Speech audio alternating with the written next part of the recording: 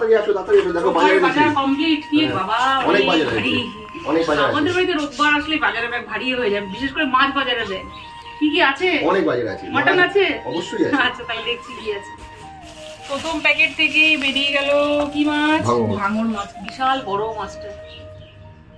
আগেও একদিন এনেছিলে কিন্তু এত বড় ছিল না, আজকের মাছটা খুবই বড় ফ্রেশ। তারপরের প্যাকেটে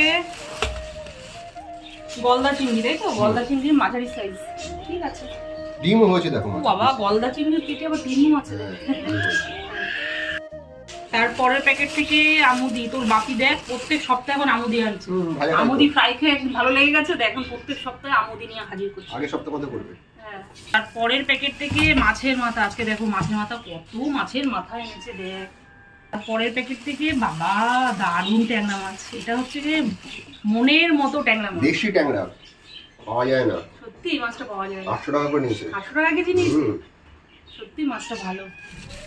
পরের প্যাকেট থেকে খাজানা, মাটন। মাটন বাঙালির অতি পছন্দের একদম মাটন। কি আলু দিয়ে পাতলা ঝোল হবে? যেরকম ভালো হয়। কি খাবে যেটা ভালো লাগে মেয়ের। সর্বশেষ প্যাকেট থেকে বাবা একটা মাছের তেল এনেছে, দেখেছো?